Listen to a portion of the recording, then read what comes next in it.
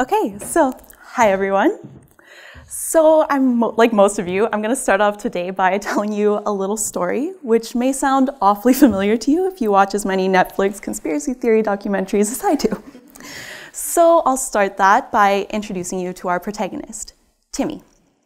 Now, as a child, Timmy loved the Berenstain Bears books. He couldn't imagine ever forgetting the details about his favorite bear family.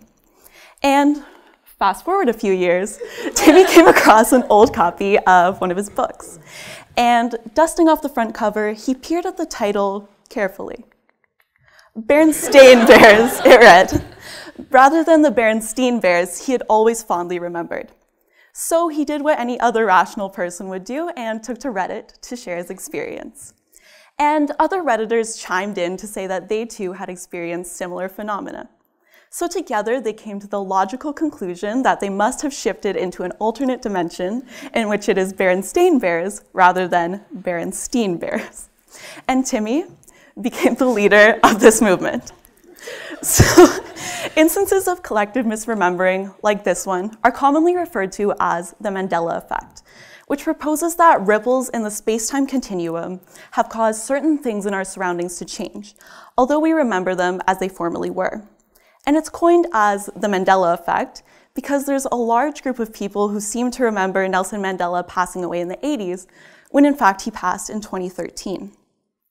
And some other popular examples of the Mandela Effect include remembering Jif peanut butter as Jiffy peanut butter, and remembering the famous Darth Vader quote as, "Luke, I am your father," rather than, "No, I am your father." So while all this is certainly strange, Timmy and his followers should probably consider some alternative explanations before they go around sowing further distrust of the government and of science.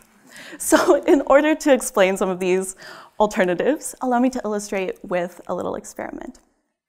So in this experiment, participants were presented with a list of sentences and asked to rate their interest in these sentences, such as 18 newborn opossums can fit in a teaspoon. And participants were explicitly told that some of these statements would be false.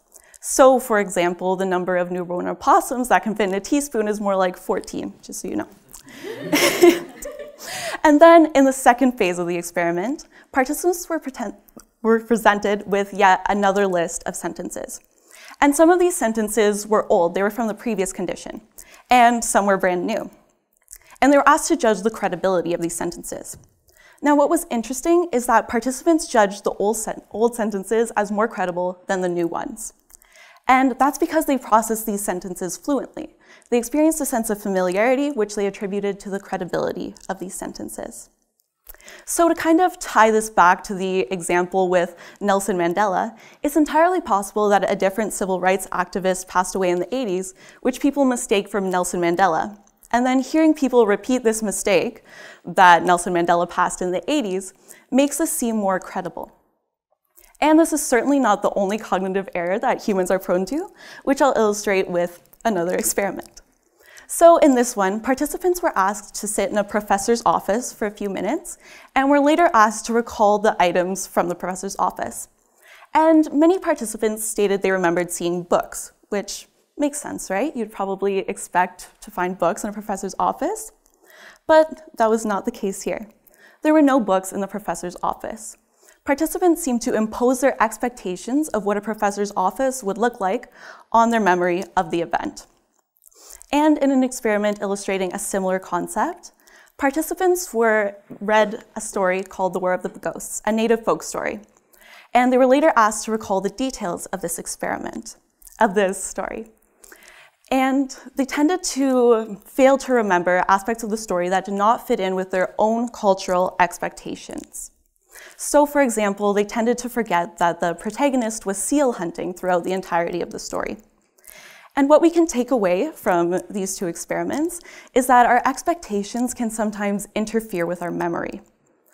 So, to kind of bring this back to the whole dilemma with Berenstain versus Berenstain, note that steen is a far more common suffix in our culture than stain. So isn't it possible that we remember it as Berenstain simply because this fits with our expectations more?